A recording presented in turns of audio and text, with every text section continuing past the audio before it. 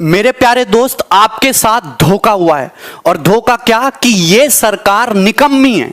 और जितने भी सरकार के लोग इस वीडियो को देख रहे हैं, मैं साफ साफ और सीधे शब्दों में कहना चाहता हूं कि तुम्हारी सरकार निकम्मी है। आज हमारे देश का जो सबसे बड़ा मुद्दा है, सबसे बड़ा मुद्दा केवल एक है। धोखा हुआ है। और धोखा क्या कि ये एक सेकंड निकम्मी है। और जितने भी सरकार के लोग इस वीडियो को देख रहे हैं, मैं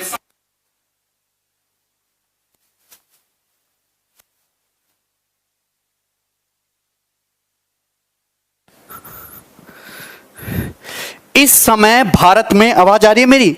इस समय भारत में 10 करोड़ से ज्यादा लोग किसी ना किसी तरीके की बेरोजगारी से जूझ रहे हैं।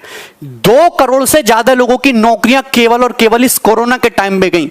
50 लाख से ज्यादा लोगों की नौकरियां केवल और केवल इस जुलाई के महीने में गई। अगर मैं कहूं कि चुनाव का नामांकन आज किया जाए, 2 साल बाद चुनाव कराया जाए, 1 साल बाद चुनाव का रिजल्ट आए और चुनाव में गड़बड़ी के कारण 3 साल कोर्ट में मुकदमा चलता रहे और उसके बाद कोर्ट उस चुनाव को निरस्त कर दे, तो सरकार में बैठे लोगों को और नेताओं को कैसा लगेगा? जो आपको फील होगा, सेम ऐसा फील इंडिया का हर एक स्टूडेंट कॉम्पिटिटिव एग्जाम की तैयारी करने वाला, चाहे वो रेलवे की तैयारी करता हो, चाहे एसएससी की तैयारी करता हो, चाहे आरआरबी की तैयारी करता हो, एनटीपीसी की तैयारी करता हो, डेली ये गम लेके जीता है। आज हमारे देश का जो सबसे बड़ा मुद्दा है वो केवल और केवल बेरोजगारी है। स्टूडेंट मुझसे पूछते हैं कि सर टीयर 3 2018 का रिजल्ट कब आएगा, डिस्क्रिप्टिव का रिजल्ट आएगा? मैं क्या बोलूं? मैं बोलता हूं 2 महीने बाद आ जाएगा भाई, 3 महीने बाद आ जाएगा। लेकिन अगर एसएससी से बात पूछोगे तो एसएससी जवाब देगी भैया 2-3 महीने तो बहुत कम टाइम है, कम से कम 4-5 साल का टाइम तो दे। 4-4 5-5 साल तक बच्चे अटके हुए। मैं आपको डाटा दिखाता हूं। 2018 की सीजल की बात करते हैं। नोटिफिकेशन आया मई में 2018 में, मई 2018 में आया। बच्चे ने जनवरी 2018 से तैयारी शुरू किया होगा कम से भी कम। ऑनलाइन एग्जाम जो एप्लीकेशन है वो 5 मई से भरा गया। प्रीलिम का पेपर हो गया, मेंस का पेपर हो गया 11 सितंबर 2019 को। बहुत बढ़िया बात है, बच्चे खुश हैं। उसके बाद डिस्क्रिप्टिव का पेपर हो, महिमा सुनिए, 29 दिसंबर को। आज तक डिस्क्रिप्टिव के रिजल्ट का पता नहीं है। पूरा साल बीतने को तैयार हो गया। भगवान जाने कब सीपीटी टेस्ट होगा, कब डॉक्यूमेंट वेरिफिकेशन आएगा और कब ज्वाइनिंग होगी। एक नौकरी पाने के लिए 4-4 5-5 साल इंतजार करना पड़ रहा है। आपका एग्जाम का रिजल्ट तो बहुत जल्दी आ जाता है, आपके काम के मुद्दे तो 1 हफ्ते में निमट जाते हैं, और बच्चे यहां पे 4-4 5-5 साल तक एक नौकरी पाने के लिए जूझ रहे हैं। और वो आंदोलन करते तो पुलिस उन पे लट्ठे बरसाती है, उनको भगा देते वहां से। मैं एक और बात दिखाता हूं। आप देखिए railway exam NTPC group D का 1 मार्च 2019 को नोटिफिकेशन आता है। बंपर वैकेंसी आते हैं 90,000 से ज्यादा, लगभग 1 लाख वैकेंसी आती हैं। और ये भी पता है ये चुनावी लॉलीपॉप है कि चुनाव से पहले बच्चे दिखाएंगे, बच्चे खुश, अब तो रेलवे में नौकरी करेंगे, जिंदगी आसान से गुजरेगी। 2.5 करोड़ से ज्यादा फॉर्म उसमें जाते हैं। 500 रुपए फीस ले लेते हैं एक बच्चे से कि 500 रुपया हमको फीस दे दो और 100 रुपया केवल एग्जाम फीस है, 400 रुपया सब्सिडी की तरह आपके अकाउंट में वापस आ जाएगा।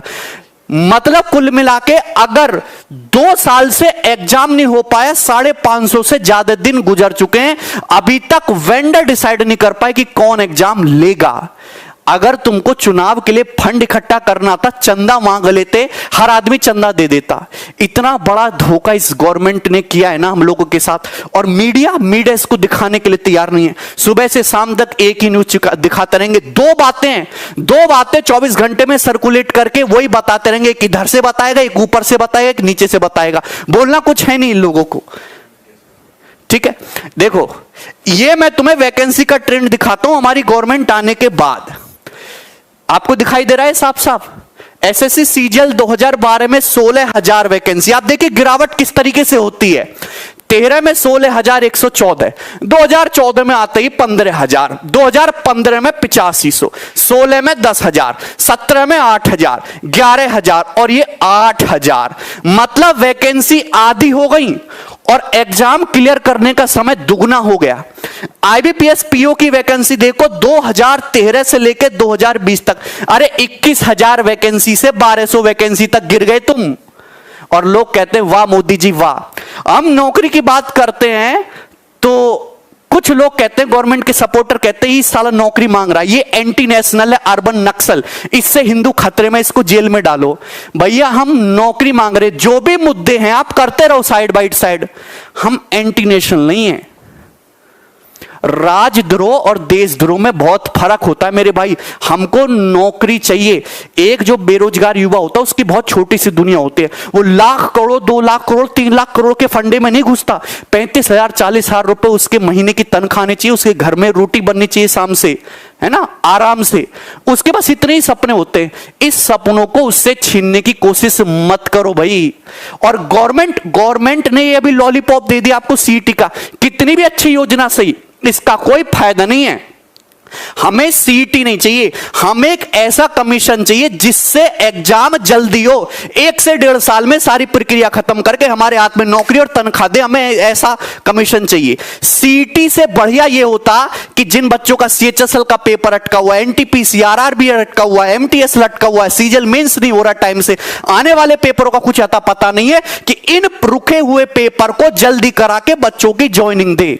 आपके पास पैसा नहीं है देने के लिए, तनख्वाह देने के लिए पैसा नहीं, तो साफ साफ बोल दो कि हम तो भिखमंगे, हमारे पास कुछ नहीं है तुम्हें देने के लिए। आप गवर्नमेंट जॉब खत्म कर दो, आप गवर्नमेंट जॉब खत्म कर दो, बाकी 2024 के चुनाव में हम लोग देख लेंगे, हम अपने हिसाब से देख लेंगे तुम्हें। फिर आप कुछ बोलते नहीं हो, सीधा सीधा सब छुपाए चले जा रहे हो।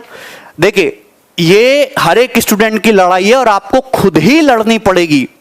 तो ये एक हैशटैग है ट्विटर पे, देखो, हम भगत सिंह के जमाने से तो है नहीं कि हम सड़कों पे आके विद्रोह करेंगे, क्योंकि सड़कों पे आके विद्रोह करेंगे तो कूटे हम ही जाएंगे, हम लोग एंटी नेशनल, और हम लोगों के ऊपर उल्टे सीधे चार्ज लगेंगे। तो हम सोशल मीडिया में बहुत प्यार से और बहुत तमीज से अपनी बात रखेंगे। 1 सितंबर को 11 बजे से हम एक हैशटैग ट्रेंड करेंगे, hashtag SSC declare CGL result. जितने भी स्टूडेंट हैं, सारे के सारे स्टूडेंट, अगर 1 लाख ट्वीट होगा ना, पढ़े 15 दिन तक ट्रेंड करेगा। और आप फेसबुक पे, सोशल मीडिया पे आप मेल करो एसएससी को, आप जो भी ऑर्गेनाइजेशन है आप उसको मेल करो, अपने फेसबुक पे शेयर करो, इंस्टाग्राम पे, ट्विटर हैंडल पे, तब जाके कुछ होगा। वरना ये चीजें ऐसी चलती रहेंगी, ये नई नई चीजें आती रहेंगी और बस एग्जाम के टाइम को टाला जाएगा। ठीक है भाई, बस एग्जाम के टाइम को टाला जाएगा और ऐसी कहानी चलती रहेगी आगे तक। ये साल के साल ऐसे ही निकलते जाएंगे और बेरोजगारी का लेवल बढ़ता जाएगा। 10 करोड़ से ज्यादा बेरोजगार हमारे देश में। बहुत सारे लोग आर्ग्यू करते हैं, पॉपुलेशन भी तो बढ़ रहा है, कितना नौकरी देगा सरकार? भाई पॉपुलेशन बुड्ढों का थोड़ा ना बढ़ रहा है, पॉपुलेशन बढ़ रहा है जवान लोगों का। हमारे पास पॉपुलेशन नहीं, हमारे पास रिसोर्सेज बढ़ रहे। पहले घर में 1 आदमी कमाने वाला था, आज घर में 5 आदमी जवान कमाने वाले हैं, लेकिन वो पांचों के पांचों घर में बैठे खाली। अगर वो आदमी, अगर एक आदमी 50-50 हजार रुपया कमा के लाएगा तो 2.5 लाख रुपया महीने घर में आएगा। आप कहते हो आत्मनिर्भर बनो, आपने छोटे मोटे बेरोजगारों के सारे धंधे खत्म करवा दिए, उल्टी सीधी पॉलिसी ला के। कैसे आत्मनिर्भर बनेंगे? तुम लोग हम पे निर्भर हो, सरकार हम पे निर्भर है और हम आत्मनिर्भर बन जाएं। प्राइवेट नौकरी का पता नहीं, सरकारी नौकरी को तुम खाएगे, 5-5 साल में क्लियर हो रही, अरे 5 साल में भी क्लियर नहीं हो रहा। इस तरीके का हाल देख लो।